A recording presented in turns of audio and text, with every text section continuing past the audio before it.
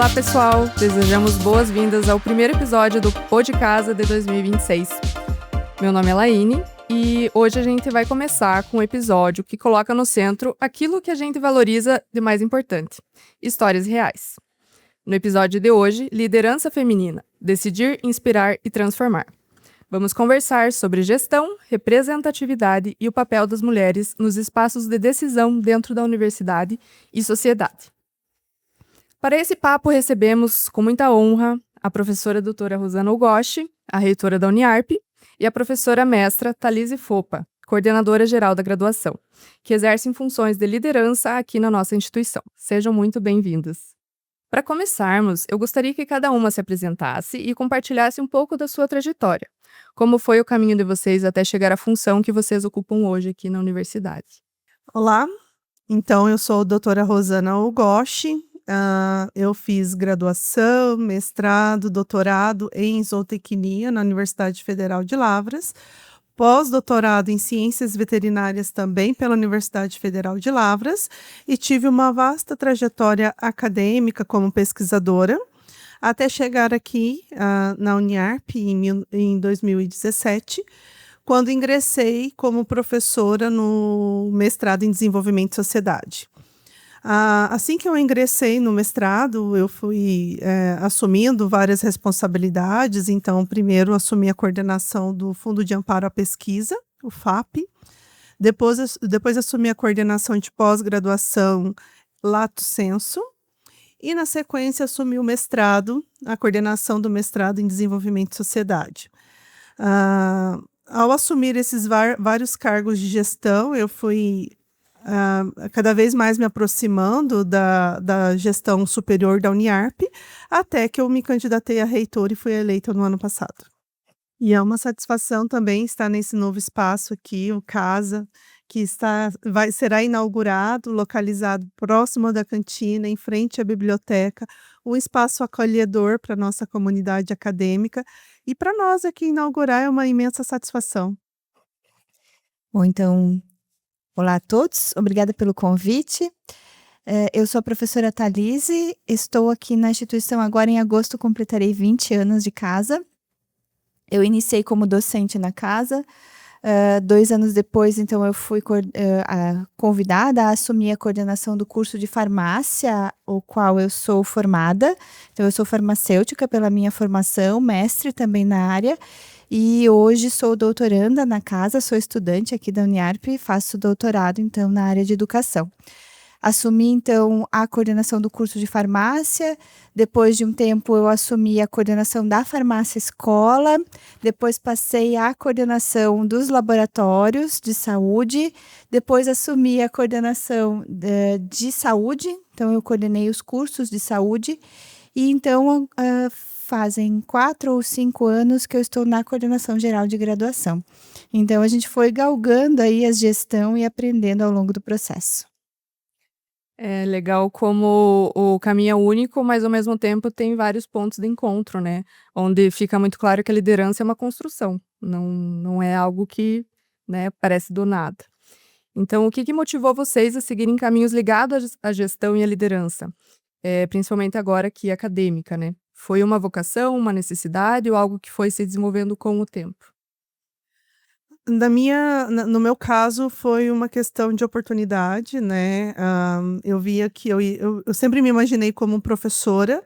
Eu entrei na universidade sabendo que eu queria ser professora.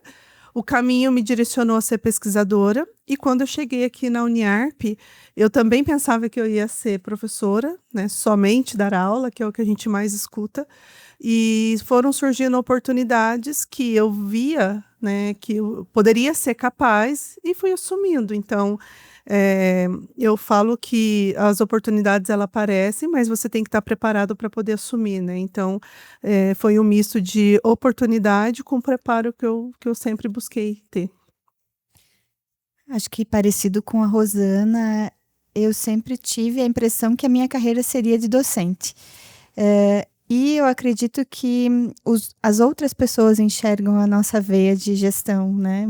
Dificilmente a gente se coloca na posição de gestora os outros que colocam a gente, né, a oportunidade que a professora Rosana falou, e no meu caso também foi igual, então fui seguindo na área da docência e as oportunidades de gestão foram aparecendo, e a partir do momento em que aparecem essas oportunidades, a gente vai se preparando ao longo do caminho, né, eu acho que é isso.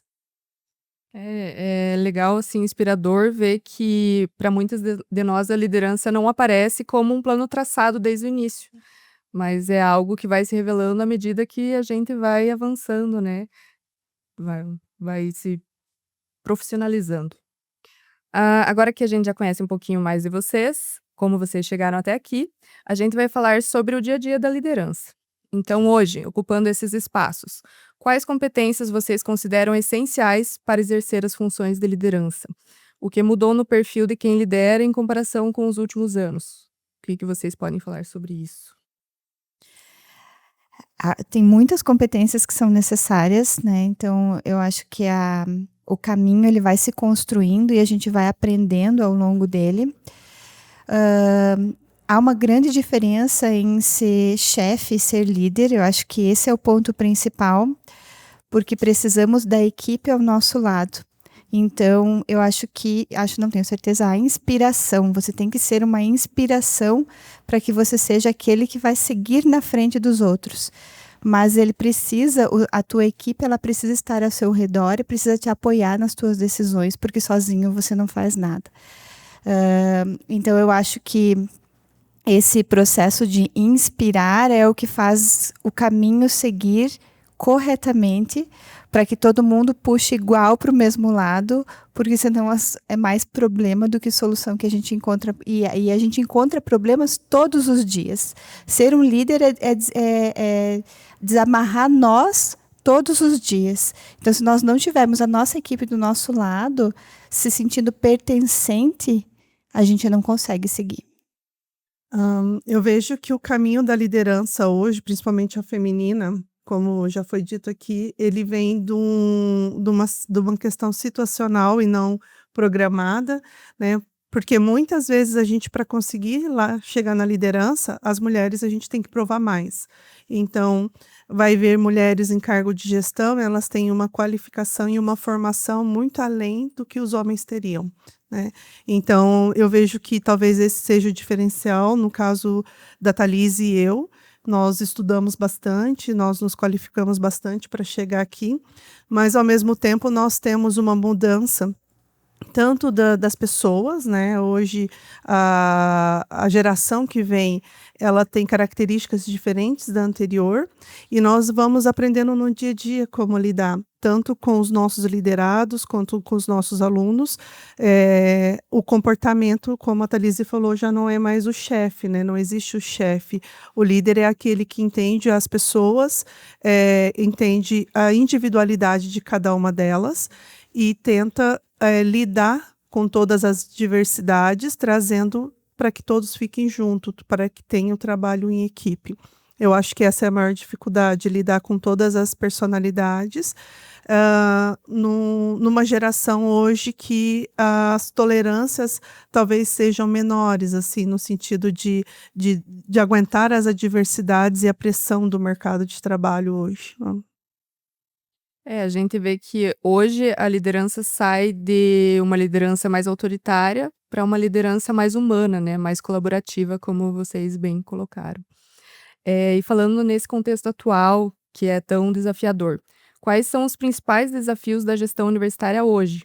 Vivemos um momento de transformação muito rápida, então como lidar com a tomada de decisão em contextos complexos? Eu vejo que a tomada de decisão ela tem que ser mais rápida e, ao mesmo tempo, assertiva, né? Então, esse é um desafio frente a tantas mudanças. Nós temos várias tecnologias hoje que nos facilitam, mas, ao mesmo tempo, a gente tem que ficar preparado por tudo que muda a cada segundo. Então, a gente vê um local extremamente instável, mas que as decisões elas continuam tendo que ser bastante rápidas, porque senão elas acabam sendo obsoletas, né? Uma coisa que eu sempre vejo como um grande desafio na gestão e na liderança é que a gente tem que atender as demandas dos nossos liderados, mas ao mesmo tempo a gente precisa ser firme em dizer não muitas vezes. E aí esse balanço de você, né, querer organizar as demandas de uma forma muito justa, mas quando você diz não para algum dos liderados, muitas vezes você é reconhecido como uma pessoa ruim. E nem sempre, como a Rosana falou, né? São decisões que precisam ser tomadas. E precisam ser tomadas na medida em que seja uniforme, padrão e justa para todos. E não é todo mundo que enxerga assim, né? Eu acho que esse é um grande desafio. Você quer, sim, ter uma harmonia no teu grupo. Você quer atingir as expectativas de todos, mas muitas vezes você tem que tomar decisões difíceis. E a partir do momento em que você toma uma decisão que não agrada alguém, esse é o problema que acontece ali quando você tem que fazer gestão. É bem complicado, né? Porque a gente quer ter uma liderança mais humanitária, mas ao mesmo tempo tem que saber equilibrar, porque não dá para dizer sim para tudo, né? E o difícil é realmente entender e compreender a situação. E a gente sabe que a universidade, ela busca, né, tem vários missões sociais, acadêmicas e humanas. Então é bem complexo, né, na carreira de vocês tomar decisões assim, é complicado. A gente está formando pessoas, Hum. a gente está transformando sonhos, né, ou concretizando o sonho de pessoas. Então, lidar com essa complexidade, ela tem que ser feita com muita cautela, né, mesmo sob pressão, mas a gente tem que pensar que é uma empresa, né, é uma empresa que trabalha com sonhos, com educação, mas ela é uma empresa e toda empresa ela tem que ser sustentável. E essa sustentabilidade ela vai inclusive do equilíbrio financeiro. Então a gente toda hora tem que ficar, eu falo que a liderança é andar numa linha, né, numa corda bamba em que você fica tentando se equilibrar sempre, para um lado, para o outro, para tentar agradar todos. E a gente nunca vai agradar, né, não tem como agradar todas as pessoas. E a Rosana está no topo da pirâmide, né? Então eu tenho alguns liderados, mas a Rosana tem todos, né? Então, para a Rosana o papel é bem mais difícil ainda. E como a universidade prepara os estudantes para o mercado de trabalho, né, que a gente comentou. Então é uma empresa, a gente tem os alunos aqui que estão estudando, que eles têm sonho, eles querem conquistar, né, cada um de acordo com a graduação que está fazendo. E quais competências vocês enxergam como essenciais na formação dos estudantes hoje? Bom, competência é um livro que me agrada muito, né? É uma leitura que eu estudo há muito tempo. Hoje a Uniarp ela está num caminho muito positivo, tem ali uma história muito bonita no desenvolvimento de competências. Ainda falta muito, a gente ainda tem que trabalhar muito, mas hoje, avaliando o mercado de trabalho, onde os profissionais são contratados pelo seu currículo, mas são dispensados pelo seu socioemocional, as competências, então, que são consideradas não técnicas, para mim, é o ponto da virada. Então, o aluno ele sai preparado tecnicamente, mas a parte socioemocional é o que pega ele no mercado de trabalho. Então, trabalho em equipe, comunicação, empatia, né? Resolução de conflitos. Essas competências são essenciais para que ele se destaque dentro do trabalho e da área onde ele vai atuar. Até falando em competências, né, vou fazer um comentário aqui agora como aluna, porque eu comecei o curso de nutrição agora esse semestre, então, já tenho formação em direito que eu estudei avaliação por notas mesmo, e hoje fazendo, por competência é totalmente diferente, porque a gente se coloca realmente nesse cenário de você entender e saber apresentar para os colegas também, né. E é totalmente diferente, assim, a gente vê, quem realmente já tem uma habilidade, uma competência, quem realmente se importa em estar estudando, estar presente, porque é avaliado tudo, né, não é só a questão realmente de conhecimento, mas a questão de saber, se o aluno tem as habilidades, o comportamento dele em sala de aula, porque é um todo, né. Não adianta você saber, né, se você não saber o que fazer com o conhecimento e como fazer para que você possa ser um profissional integral. Então realmente acho que está evoluindo bem nesse sentido, né. As mudanças elas estão previstas desde o nosso planejamento de desenvolvimento institucional, que é o PDI. ali a gente tem previsões de recursos para investir em atividades diferentes. Então, a exemplo, nós temos as maratonas, né, de inovação de todos os cursos, em que os alunos eles têm atividades além da sala de aula. É colocado um problema muitas vezes que existe na nossa região, e esses alunos são desafiados para misturar o conhecimento técnico deles, mas com desenvolver outras habilidades e para que ele consiga solucionar em equipe aquele problema, né. Então, são esses tipos de eventos que nós prevemos. Nós prevemos também uma matriz diferente, né. No último ano tivemos a atualização de todas as matrizes da nossa universidade, que ela vai além do teórico. Ela tem disciplinas que já colocam a importância da inovação e empreendedorismo, já independente da formação dele, e também disciplinas que preparam ele para a atuação profissional, né. Então, onde ele tem maior segurança no momento em que ele for para o estágio ou para atividades de extensionistas, eles estarão mais preparados. Outra mudança que nós tivemos, foi a questão da semana da curricularização acadêmica da extensão, onde, há um espaço específico no nosso semestre, em que os alunos estão ali, recebendo a comunidade da nossa região, para ver o que nós fazemos. Então, a gente oficializou a extensão, que ela é obrigatória acontecer por critérios do MEC, mas a gente transformou ela em um espaço em que ficou visível tanto para nossos alunos quanto para a comunidade em geral. É justamente essa missão social que também a universidade tem, né, que é muito importante. A universidade está presente em várias ações, em várias escolas, muitos programas, né, projetos, e isso é muito legal, e os alunos entendem dessa forma, né, que eles precisam estar presentes também nesse sentido dentro da situação acadêmica.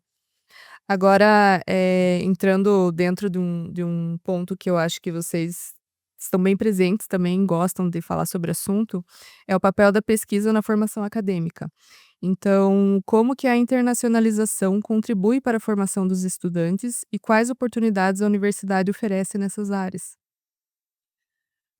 Eu falo que a pesquisa acadêmica, ela é extremamente importante, tanto que a universidade ela é considerada o tripé, né, ensino, pesquisa e extensão, e o ideal é que se comece a fazer a pesquisa desde o primeiro semestre. Quando temos um pesquisador, nós temos um ser curioso, e o ser curioso ele busca respostas e ele acaba se desenvolvendo por completo. Então, nós temos possibilidades aqui na universidade, dos grupos de pesquisa, em que o aluno pode participar assim que ele entrou na instituição, e também, a partir do segundo semestre, ele pode concorrer bolsas específicas à pesquisa, como é o FAP, né, onde ele recebe a bolsa e ele executa um projeto. A internacionalização, ela é uma forma da gente fazer troca de conhecimentos, né, e tecnologias. Então, quando a gente tem parceiros, e a Uniarp vem ampliando essas parcerias internacionais nos últimos anos, a gente consegue fazer com que, um problema ele seja visto de várias óticas, e aí pode facilitar a resolução. Então, a gente tem parcerias estreitadas hoje com Portugal, Itália, aqui na América Latina com quase todos os países. Então, isso faz com que a gente traga informações novas, né, e, ao mesmo tempo, a gente faz uma formação diferenciada dos nossos acadêmicos. Claro que temos uma barreira, que é a barreira geográfica. Sair de Caçador ou de Fraiburgo não é uma atividade fácil, né, nós estamos no meio do estado, então precisamos que os nossos alunos, às vezes, tenham uma flexibilidade de trabalho para que consigam fazer essa visita in loco. Mas enquanto a gente supera esse desafio, a gente tem a mobilidade virtual, que desde a pandemia as tecnologias evoluíram bastante, e a gente consegue fazer essa troca de conhecimento, seja por disciplina ou por pesquisa, estando aqui na Uniarp, falando com pesquisadores do mundo inteiro. Então isso é um diferencial nosso. Outra barreira também é a língua, né. Hoje nós temos também parceria com os Estados Unidos, né, e Suécia, e o inglês ainda é uma barreira para os nossos estudantes, nós ainda temos uma fragilidade na formação de línguas.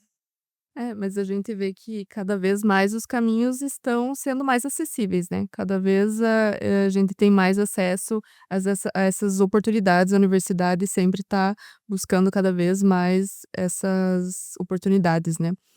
Então, dito isso, como vocês enxergam o futuro da educação superior e quais transformações já estão acontecendo que nos animam? Pensando na nossa casa, né, quais são os próximos passos institucionais? Hoje tem um caminho sendo desenvolvido para a formação para o mercado de trabalho pensando na população. Então, por exemplo, a medicina ela está sendo formada para atender o paciente, a segurança do paciente. As engenharias estão sendo pensadas para atender à demanda do mercado de trabalho. Então, a gente já não pensa mais o currículo somente nas normativas de MEC e diretrizes curriculares, mas sim no que a nossa realidade está necessitando e regionalmente. Então, esse é o grande pulo do gato. A gente tem até uma palavra que está sendo pesquisada agora, que é a accountability. Então, pensar no que realmente o mercado de trabalho está precisando. Então, muitas vezes a gente muda currículo porque a gente tem a pesquisa que também muda lá fora. Então, o currículo ele não deve mais ser estático. Ele deve ser vivo dependendo do que está acontecendo fora da instituição. Realmente é muito inspirador ver a universidade cada vez mais visando, né, esses caminhos e capacitando os alunos para isso, né. Agora, voltando para nossa fala sobre a questão feminina, né.